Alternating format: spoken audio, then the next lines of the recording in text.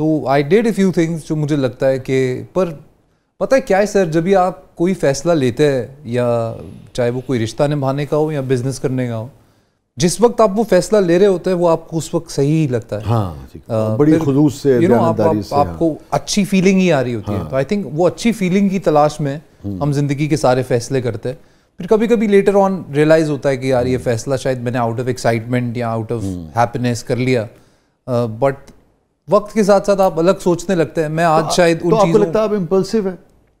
नहीं सर, मैं अपनी तरफ से तो कोई कमी नहीं छोड़ता हूं फैसला करते हैं, एनालिसिस करने में, खुद को टटोलने में। पर देन अगेन आप है इन दी एंड इंसान, आप कितना ही प्रिकॉशन ले लें आप, if something has to go down the hill, अगर जब किसी भी मामले में जब ये लगे कि ये फैसला बहुत खुलूस से किया, नेक नियति से किया, किसी भी वजह से, मैं ये तफसील में नहीं जा रहा कि वजह क्या है, वजह आप हैं, आपका कोई कारोबारी पार्टनर है, आपका कोई प्रोजेक्ट है, वजह छोड़ दीजिए, फैसला लिया मगर फैसला गलत साबित हुआ, कितनी तोड़ फोड़ होती है अंदर? सर अगेन डिपेंड करता है कि आप कितना इन्वेस्टेड थे। जितना इन्वेस्टेड आप होंगे उतनी तोड़ फोड़ आपके अंदर कितनी तोड़ फोड़ हुई किसी ऐसे फैसले से? सर बहुत बहुत बहुत बहुत जालिम वाली भी हुई। कितना अर्सा लगता है आपको किसी गम से, किसी दुख से, किसी जुदाई से बाहर आने में? सर कभी ज़्यादा लग जाता है, कभी कम लग जाता है, but it obviously takes time. I think आपको उससे ज़्यादा फ़र्क पड़ता है कि जब आप दोबारा कभी इस सिलसिले में अगर कहीं दोबारा जोड़ना चाहेंगे खुद को, या सिमिलर कोई फैसला दोबारा लेना चाहेंगे, तभी आई एम श्योर पिछला तजुर्बा जो है वो याद आएगा। मैंने आज के दौर में मुझे भी आपको तो हमेशा से ही है ना। हाँ। आज के दौर में जितने ज़्यादा लोग स्कैटर्ड मैंने आज के दौर में देखे हैं, लोगों को कॉम्प्लिकेशंस बहुत पसंद हैं, यू नो, लोगों को मुश्किलात पसंद हैं रादर देन एक सिंपल रिलेशनशिप्स में या otherwise. I think in every way. देखिए आपका रिलेशनशिप सिर्फ आपकी गर्लफ्रेंड बीवी दोस्त से ही नहीं होता है ना, वर्किंग रिलेशनशिप्स में भी आप होते हैं। आई थिंक हर जगह पे इफ अगर आप में सिर्फ इतनी वो आ जाए कि आप you know how to give love and get it back, things are going to be very easy for us. आपने भी जिंदगी के बहुत सारे उतार चढ़ाव देखे बिल्कुल बिल्कुल देखे। अब आपका तजुर्बा क्या कहता है कि रिश्ते क्यों नहीं कायम रह पाते? यानी कि हम मोहब्बत करते हैं तो क्या वजह होती है? सर आई थिंक वो जो है जो जरूरी है रिश्ते को कायम रखने। इफ अगर आप मेरे तजुर्बे की बात ना भी करें, मुझे लगता है जनरली कोई भी रिश्ता बिना एफर्ट्स के नहीं चल पाएगा। कोई भी रिश्ता हो दुनिया में, चाहे वो कोई दोस्त ही क्यों ना हो, I think constant effort too आपको उसमें डाल मेंटेन, यू नो, है तो बड़ा कारोबारी सलब्स मगर इन्वेस्ट करना पड़ता है। इन्वेस्ट सर देखो, आपको कोई भी इंसान आपको प्यार करता है, इसका क्या सबूत है? कोई सबूत ही नहीं है दुनिया में सिवाय इसके that they are going to invest their time in you. अगर कोई इंसान आपको अपना वक्त देने के लिए तैयार नहीं है, अगर कोई इंसान अपना वक्त आपके लिए खुद मैनेज करके बांट के आपके साथ वक्त नहीं गुजारना चाहता है, चाहे वो कोई भी हो, किसी भी कैपेसिटी में हो, तो वो कभी भी वो रिश्ता कायम नहीं रहेगा। सो आई थिंक लोग tend to get either bored of life too soon, because आजकल क्या है ना, इतना एक्सपोजर है आपके पास दुनिया का, आपके फ़ोन में, आपके पास पहले हमारे पास बड़ी लिमिटेड थॉट्स होती थी जब हम बड़े हो रहे थे। एग्जैक्टली। तो आप आगा क्या समझते हो, ये जो बहुत ज़्यादा अपॉर्चुनिटीज़, बहुत ज़्यादा दस्तयाबी आई है, या राब्तों में जो आसानी आई है, इसने वफा को कम किया है आज के माशरे में? सर ऐसी वफा ही क्या जो इन चीज़ों से कम हो जाए? मुझे लगता है जिस इंसान ने वफा करनी है उसको आप लाख झमेलों में डाल दो, लाख झपेलों में डाल दो, वो मैं ओवरऑल बात कर रहा हूं। देखिए सर, वफा दे भी शुरू ਦੇ ਕੋਈ 7 ਸਾਲ ਹੁੰਦੇ ਨੇ ਵਫਾ ਦੇ, ਉਸ ਤੋਂ ਬਾਅਦ ਗੱਲ ਰੂਟੀਨ 'ਚ ਆ ਜਾਂਦੀ।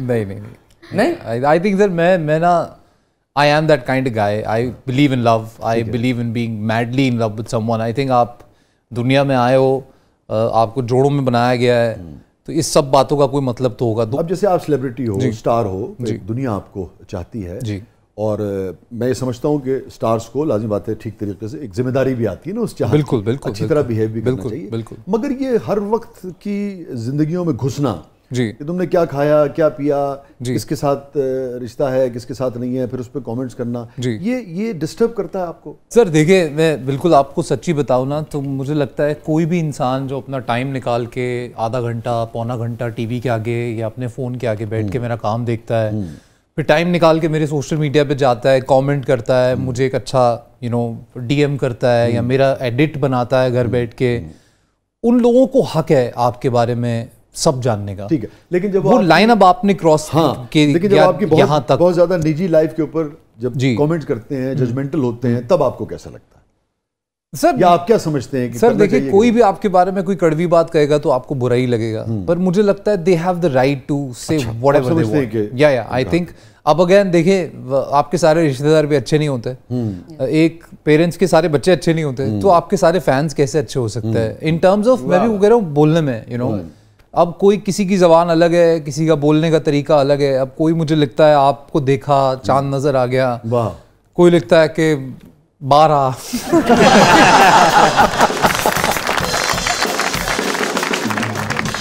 आपने डिसाइड करना है आपको क्या इफेक्ट करता है। शुरू में आई स्टिल रिमेंबर मैं बहुत डिस्टर्ब हुआ था 2000 राइट आफ्टर कोविड, एकदम से कंट्रोवर्सीज का सैलाब आया था और यू नो मैं मुझे जगह जगह पढ़ने को मिलता था controversies, favourite child, you know another blah blah blah, ये क्यों बोल दिया, ये तो ऐसा है, ये तो वैसा। At that time I got very disturbed because मुझे ऐसे लगता था कि यार ये लोग कुछ भी जानते नहीं है, यू नो, और मैं सब कुछ इनके सामने खोल के रख नहीं सकता बिकॉज मैं अकेला नहीं हूँ अपनी कहानी में, और लोग हैं, मैं उन पे कीचड़ भी नहीं उछाल सकता हूँ। मैंने कैसे ये बात समझाऊं कि what they are saying is really affecting me, and वो तो लिख के चले जाएंगे आलू गोश्त खाने के लिए, ग्राउंड में खेलने के लिए, पर वो एक जुमला किसी को बहुत जोर से लग सकता है तो डिस्टर्ब करता है। तो बहुत डिस्टर्ब किया सर, मैं 3 दिन खाना नहीं खा पाया था मैं, it really affected me a lot. फिर मुझे चौथे 5वें दिन I saw an interview and of somebody, Ellen के शो में आया, उन्होंने ये एक बात कही जो मुझे समझ आई, that if you want to be a public figure you really have to be very thick skinned and you need to have your own filter. आपको खुद का फिल्टर बनाना पड़ेगा कि यार ये मुझे लेना है, ये मुझे प्रोसेस ही नहीं करना है, and I think that help me a lot. And अभी मैं जब पढ़ता हूँ कोई बोलता है कि यू नो तुम तो फलाने हो, तुमने तो ये कर दिया था, वो कर दिया था, तो मैं लिटरली मैं हंस देता हूँ क्योंकि मैं जानता हूँ कि वो जानता है। तो आई थिंक इफ यू बात कही जो मुझे समझ आई, that if you want to be a public figure you really have to be very thick skinned and you need to have your own filter. आपको खुद का फिल्टर बनाना पड़ेगा कि यार ये मुझे लेना है, ये मुझे प्रोसेस ही नहीं करना है, and I think that help me a lot. And अभी मैं जब पढ़ता हूँ कोई बोलता है कि यू नो तुम तो फलाने हो, तुमने तो ये कर दिया था, वो कर दिया था, तो मैं लिटरली मैं हंस देता हूँ क्योंकि मैं जानता हूँ कि वो जानता है। तो I think if you it's okay then. किस वैसे ये सारे उसमें किस जुमले ने बहुत तकलीफ दी तुम्हें यार? ये बहुत ही पिछले कुछ अर्से पहले this thing on the internet, people started writing that I'm a red flag, and so I was a red flag, and जो वो कहना चाह रहे वो ये that probably in relationships I'm a red flag, and that kind of made me feel like, because I know that I am a fantastic guy, and I'm saying this because again my Allah knows how I am, and I don't want to go into details because fans को मैं बहुत प्यार करता हूँ.